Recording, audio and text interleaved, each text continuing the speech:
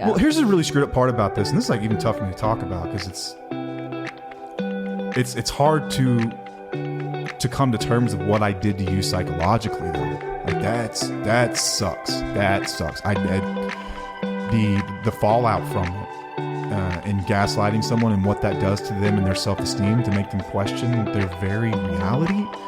That's sick, and that is stuff that I had no clue that I was doing.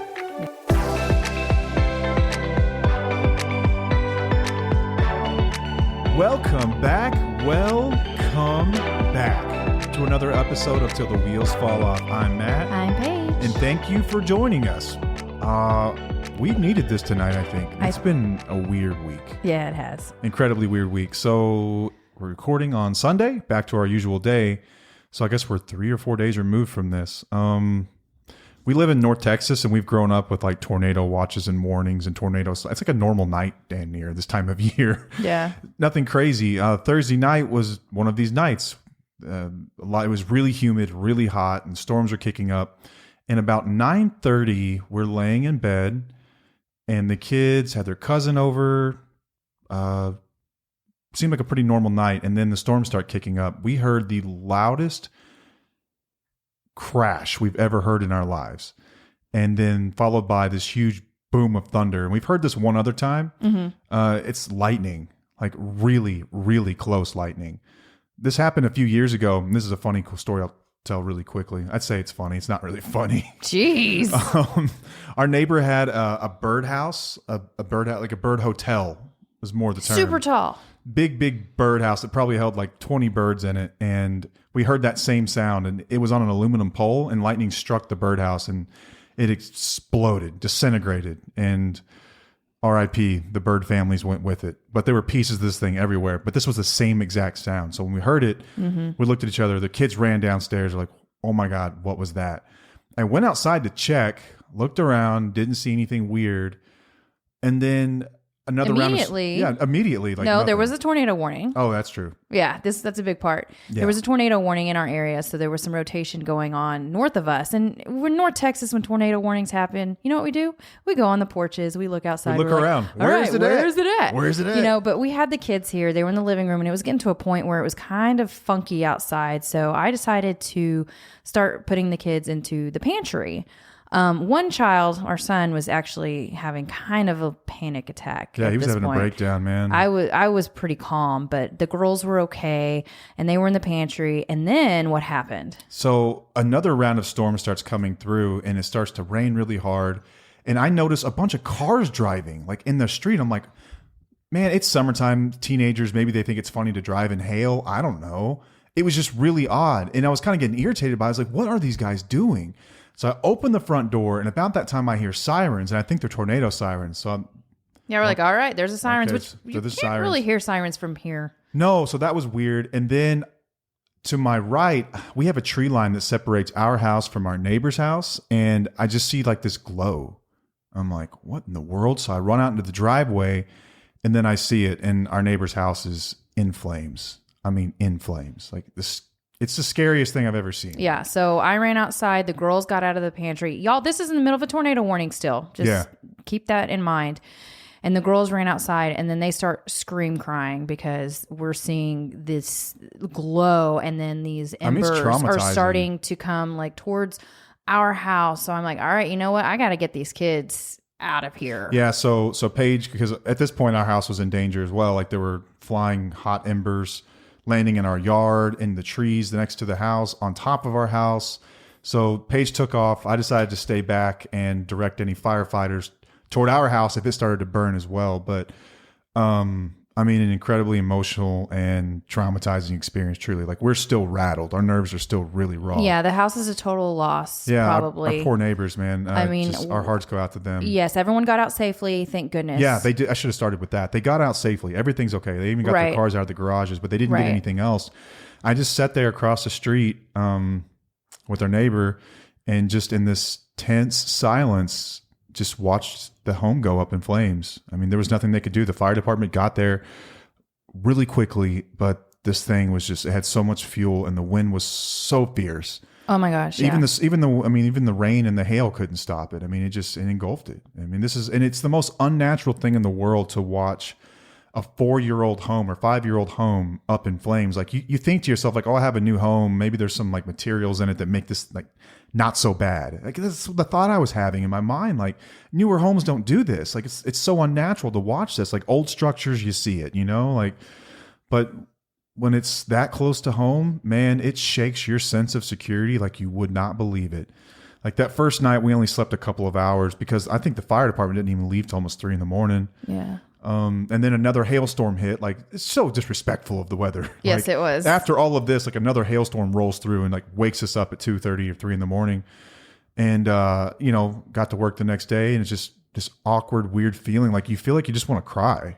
Mm-hmm. I think you ended up having that moment where you just broke down. I did. My adrenaline went away and I was just emotional. It just hit me. Like, you're sort of charged on adrenaline for a while. That's right. Like the whole next day was just adrenaline. And then the following day, there's still just like this weird tension. It's just like, oh my God, I don't know what to do with this energy. It feels it's sad and it's scary and it's just, it feels horrible. But we're a few days removed from it now. Today we dropped the kiddos off at summer camp for 2 weeks. Mm-hmm. 2 weeks they get to go to camp, which means that we are kidless for 2 weeks, which around here is, we don't know what to do with ourselves. It's sad because we miss them so much, but it's also really cool because they get to be independent from mom and dad and make decisions on their own. We think it's really important for their growth. I think we've talked about this once or twice. We have. But it's, the coolest part about it is that when you come home, your home is exactly as you left it. That's weird. It's a weird feeling. Okay, but what did we decide to do? So last minute. So we dropped them off. About 3.5 hours from home, and we had this long drive back. And I think it was at some point, maybe this morning, we mentioned it in jest, like, hey, we could just go up to Maine and just like hang out. And you kind of looked at me like, that sounds like a great idea. Actually, that sounds like just what the doctor ordered about, after everything we've just kind of been through. Mm-hmm. And then on the way home, I guess we had intermittent service. So it took forever to book this thing, but we actually did. We booked a trip. So we're going to go up to Maine for a few days. We've got some work that we're going to do. We've got some modules to build, more to come on that later, but we're just going to get some time away because our nerves are shot and we're in a weird space after all that. I mean, that was tough to go through. I mean, really tough. I mean, I know it's much tougher for them. I don't mean to make this about us, but no. Man, it was incredibly tough. And the kids are traumatized and they'll probably be scarred for the rest of their lives after seeing that. Yeah. Our daughter slept in our bed the night after because she was just afraid. It was just kind of a triggering moment when it started getting dark. She was thinking, oh, what if it gets stormy again and, something catches on fire. Storm threats like the next night or the night after. Well, it just that she was just kind of scared. So we were like, all right, you can hang out with us. That's okay. Yeah. It's understandable. And this next week, we've just got this oppressive heat headed into the area. Like today was, it was 92 or 94 degrees, which isn't bad. But when the humidity is as high as it is, it feels like it's 105 out every day. Yeah. So we're disappearing to the land where it's 70 degrees every day. Yeah. For a high. Yeah, it's crazy. It'll be nice. Enough about us and our wild few days. I'd like to actually transition over into what we're actually going to talk about today that will be helpful for our listeners. I agree. Enough about me. It's always about me.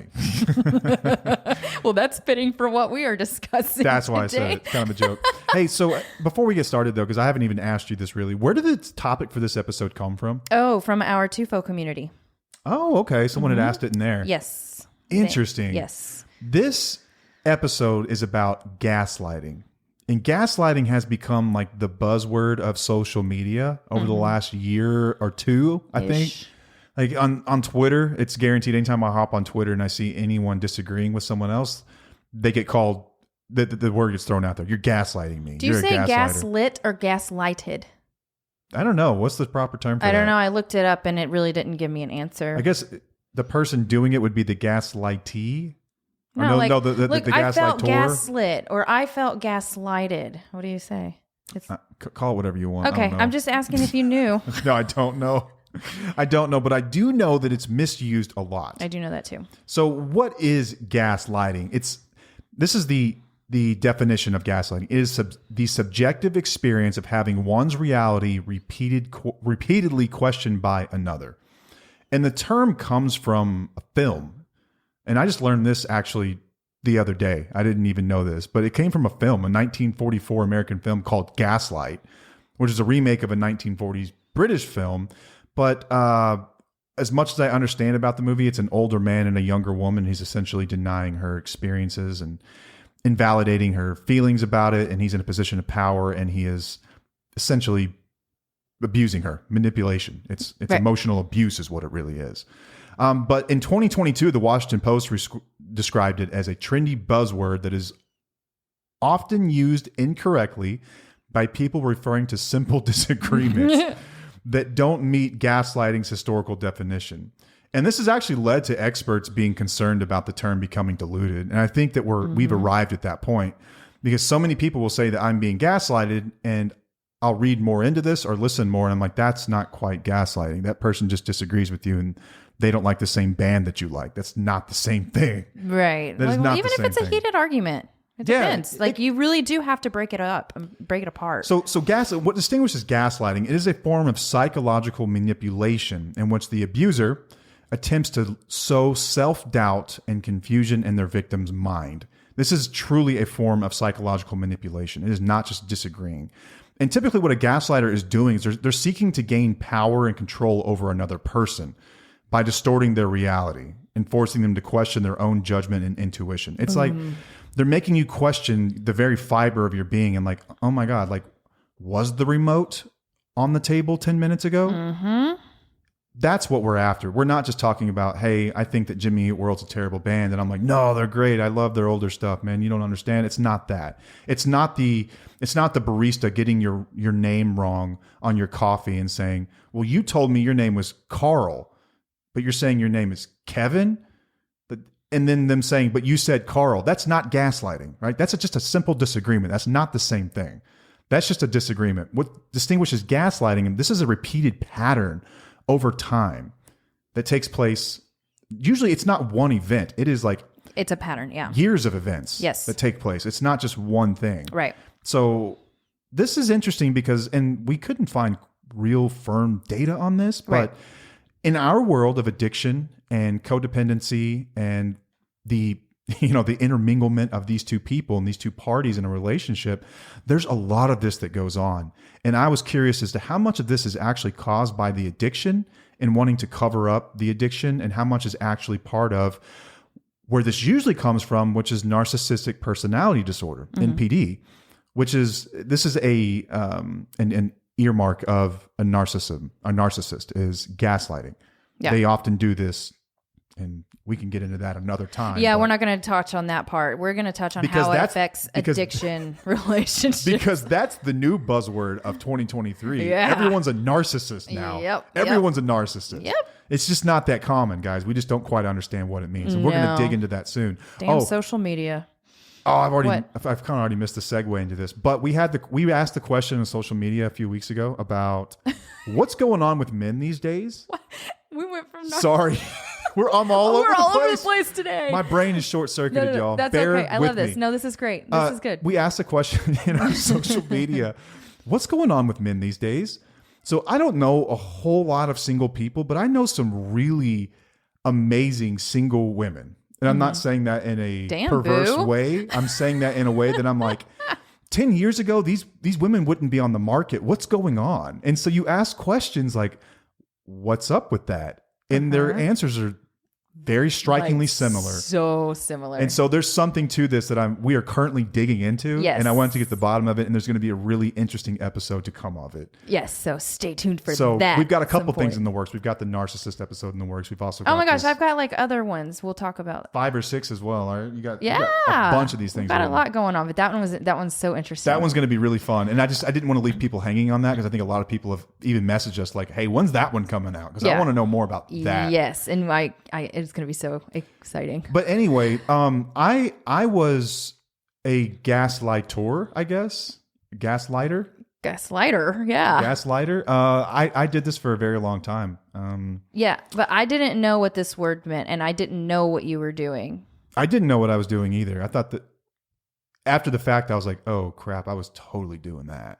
Yeah. So we're in this episode, we're going to talk about like examples, and then what does it look like within an addict, and then how you can actually handle these situations in your relationships. What did it look like for you?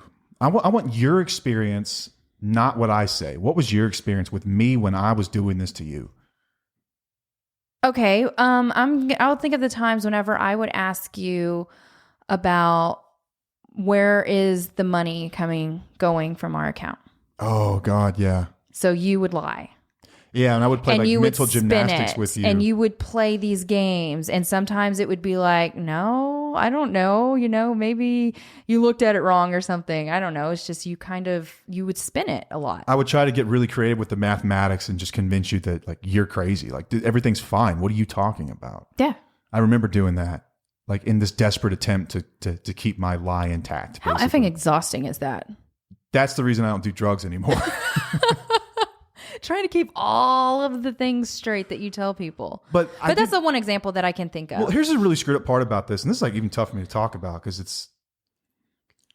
it's hard to come to terms of what I did to you psychologically though. Like that sucks. That sucks. The fallout from it.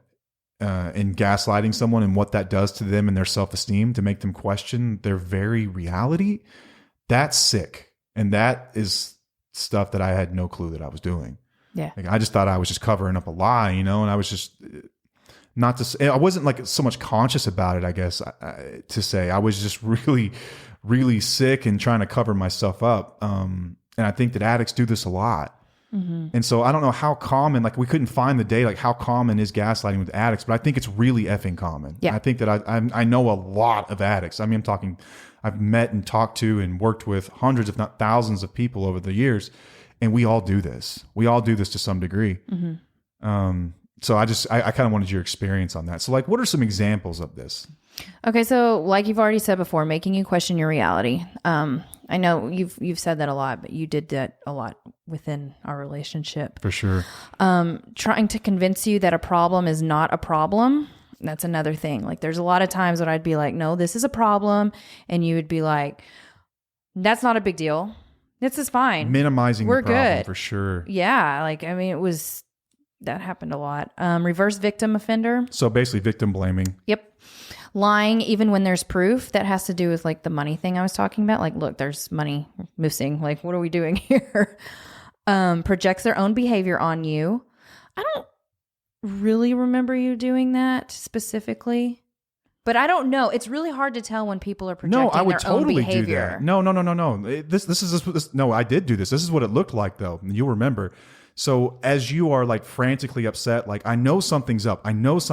I would basically convince you like, listen, you're manic. Like, do you not hear yourself? Like, you're crazy. You're keeping track of all these transactions. Like, you're obsessed. You're crazy. Okay. That's what it looked like. Remember that? Does that sound familiar now? Yeah. That's what that is. Thank you for that. So I was crazy projecting my stuff onto you. Yeah. And then telling you you're imagining things. Oh, all the time, man. Yeah. I know a lot of people deal with a lot of this stuff. Yeah. And like at its simplest form, what gaslighting really is, it's to say, there is no problem. The problem you perceive is not real. And to the extent that there may be a problem, like I'll give you that, you're the problem.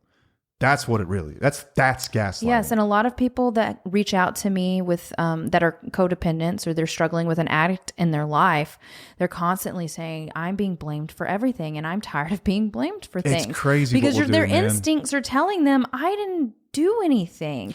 But then they start questioning their reality. Like, well, did I do something? I don't know. That's where it's like, okay, something's wrong. Something's not right here. Yeah. And like we mentioned, this is an earmark of someone who has a narcissistic personality trait, but addicts, I think, fall into this weird gray area of narcissism. I don't know what you even call it, but I know that I took on a lot of these, and I'm not. Listen, I've never been diagnosed narcissistic.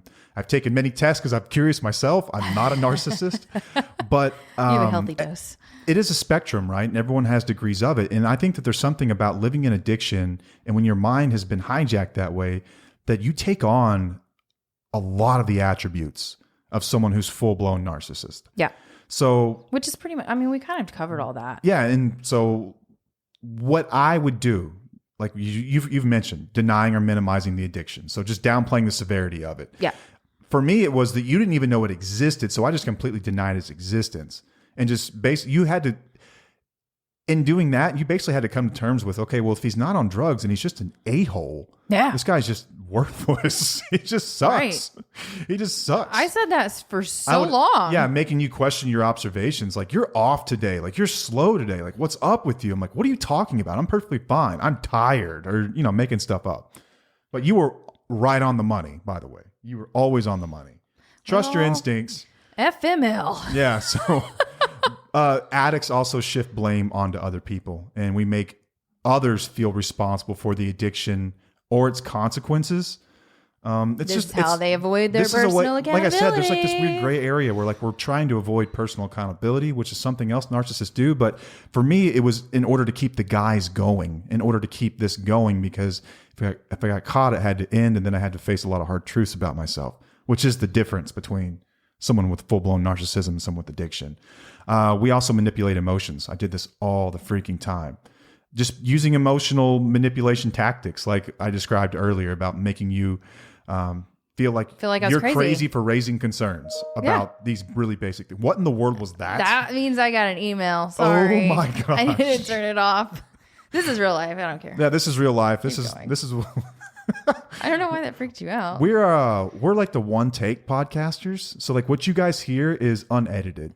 Yeah, and here's the thing though. If we do that because if we stopped right now and we started over, we would forget what we've said, and then it would be a total shit show. It has to be a stream of consciousness. I want the real conversation. Like we're all about authenticity. This is what you get with us.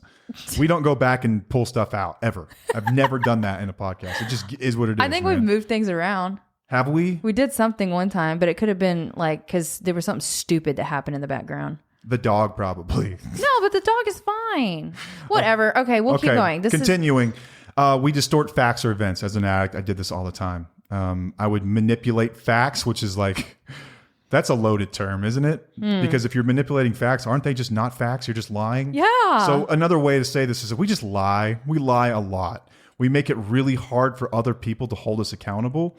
We are masters at avoiding accountability. And in any way I could do that. So okay, we've got more weird noises now. I think there's fireworks. Oh, these are fireworks. Okay, well, if you can hear fireworks in the background, forgive us. But it was always a way to keep the lie going. So it was always this desperate effort to keep this going. So this is something that the obvious question to this is like, okay, yeah, I get it. I relate. What the hell do I do about this? What do I do? Paige, what do we do? Well, first, recognize the behavior, which is kind of hard to do sometimes because if you've been beat down for so long, you're like, I don't know what's right or wrong anymore. But it's the first step to like look at it, understand the manipulative tactics that are being used, or that they're not your fault and they're just meant to undermine your perception of reality. Something that's tougher when you're dealing with someone who's just a narcissistic personality is that it's not as apparent when they're doing it. But when an addict's doing it, you have signs because you know they're using. Right. And you know what the abuse can do to their mentality. Right. So if you know they're using, then what's the next one? The next one on your list. Oh, trust your instincts. So if you know they're using, trust your instincts. Yes. You are correct. You're right. Your feelings are valid. Don't make them think. Don't let them make you think they're not. Hold your own truth, even if they're trying to convince you otherwise. And they will, because that's what we deal with all the time with y'all. Yeah.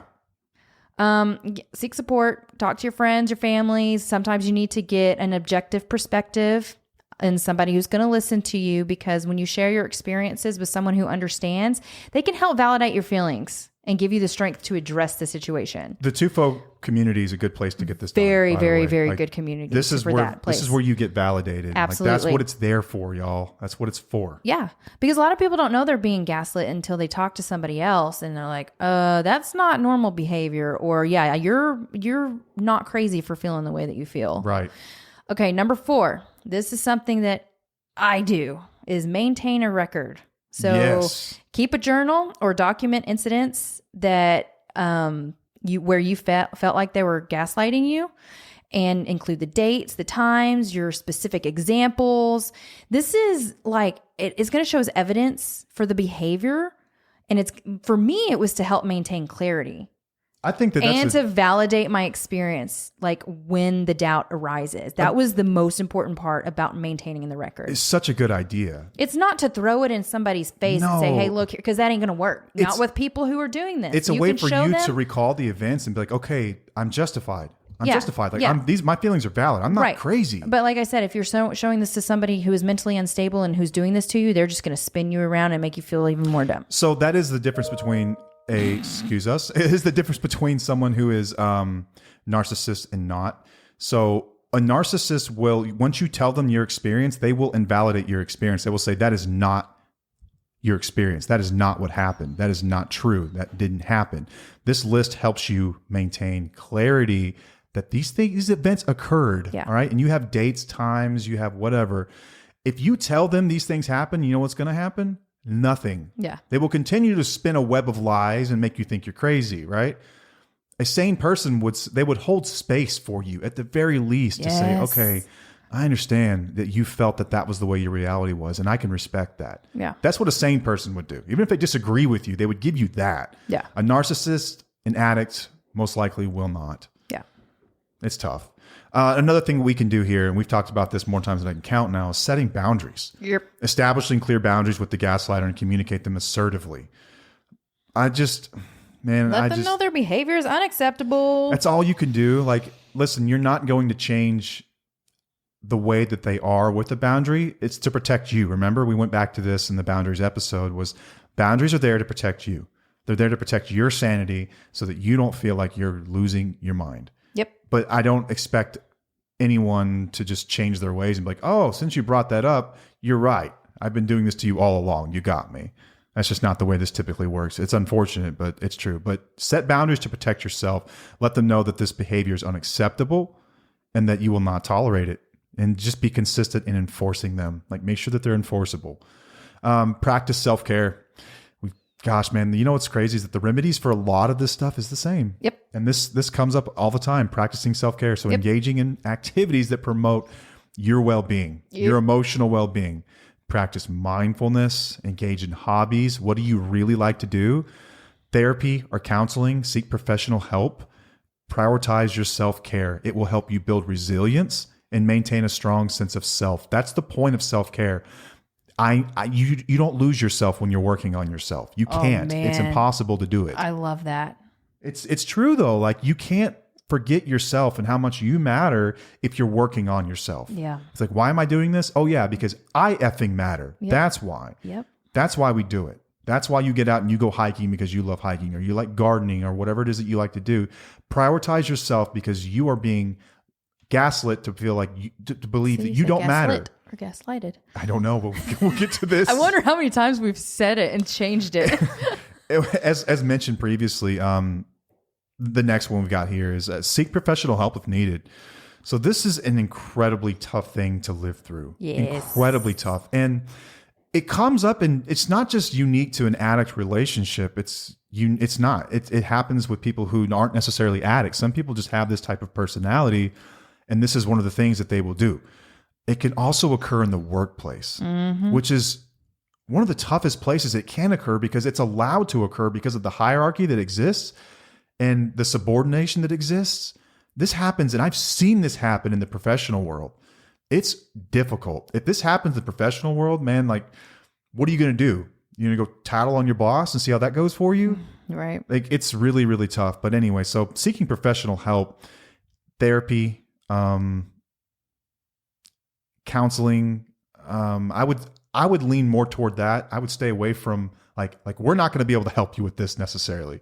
Like, we can help you with the self-care piece of this thing, but when it comes to like, how do I deal with the mental, gymnastics that I flow through every single day, trying to feel like I'm valid, like, that's seek a professional and get their help. Because this stuff's very difficult. Like, in the workplace, you can go up to someone after the fact, after a meeting, and tell them like, hey, I saw what happened. I want you to know that you're not crazy and your feelings are valid. That's exactly what happened the way you described it. The way that the person just, spoke to you is unacceptable. You can validate people, but that person's going to have to live with that. Like, I urge anyone who's dealing with this to get help. This is what you had done, and this is what I had done in these same situations, and it helped me a ton. Yep. It's invaluable. I like this last one. This last one's great, man. This is usually my first one. Right? Consider ending the relationship. Like, I don't mean to demean that, but let's just listen to everything for the last 30 minutes. We've just walked you through. This is what you go through. Consider ending the relationship. If this continues, despite your efforts to address it, if they choose to keep doing this, nothing will change. Nothing will change. If this is causing you significant harm, it may be necessary to distance yourself or just end this thing. Yep. I want everyone that comes into contact with us to know how incredible they really are, how amazing they are, how valid they are, how special they are. And I wish that everyone would know that. I wish I could just plug them into my brain for a moment so they could see them, so they could see themselves the way that I see them when I talk to them and I interact with them. You matter, damn it. Quit letting these people treat you this way. Yep. And I know that's easier said than done. Like, it is. God, I don't mean to make that sound like it's just like, oh, I know. It's okay. like, oh, okay, yeah. Duh, why didn't I think of that? Huh. You know, I know it's tough. I want you to know that you're loved, you're valid, you matter. It's all right. Everything that you've felt is correct. Okay, it's correct. It's okay. It's tough. I know, but anyway, I hope this gave some clarity to this. I'm sorry, I'm distracted by these fireworks again. I can totally block it out. You're great at that. I'm not, man. I'm just over here like do. I'm like squirrel. And I run off and I just chase shiny objects. But you're sweaty. Am I? Man, it's humid in here. I'm telling you. But I see this term thrown around so much. A lot. And I wanted to bring a little bit of clarity to it because it sort of drives me nuts, because if you've ever been in a situation where you've actually been gaslit, you know how damaging this can be. And when someone's arguing about the coffee thing, like the coffee example, like that's demeaning to people who have actually been through this, okay? Right. Let's all come to an understanding of what this actually is, and let's pick a different term for when you disagree with somebody. Yeah. You're a pain in the ass is a better way of putting it than saying you're gaslighting me. You're not I love your realness, You're babe. not being gaslit. That person's just difficult. They're a pain in the ass. That's fair to say. Yeah. But to say that they're psychologically manipulating you to make you think that your reality is distorted is not what's actually happening here. Right. It's just not. So I wanted to bring some clarity to that. I also wanted to send love and support and hugs to anyone that is dealing with this. And you can come to the TUFO community. You can get validated. But I think more than that, there's going to be a lot of damage and wreckage that you're going to have to clean up with the professional. Yeah. We've also got recommendations if you want to reach out to us, especially if you're in the state of Texas, on a great firm that can help you with that. Be more than happy to put you in touch with the Taylor Counseling Group. I think that's it, right? Okay. Well, we are going to go head up to the Northeast, disappear in some nice, cool weather for a little bit, get some awesome work done. And in the meantime, I hope to hear from some of you guys. You can send us messages, ask us questions. Hope to see you pop in the community. You can check us out on our website at www.tufo.com, where you can find some awesome guides. Paige has stopped taking on new clients because that got crazy quickly. Yes, we got full very quickly. So it's not that we don't want to help anybody. It got full very quickly. Yes. So keep an eye out if it opens back up. We'll probably announce it on our social media accounts. We'll put it in the story or something like that. Yeah. In the meantime, hope your day is amazing. Hope you are well. Until next time, I am Matt. I'm Paige. And we'll see you. Bye.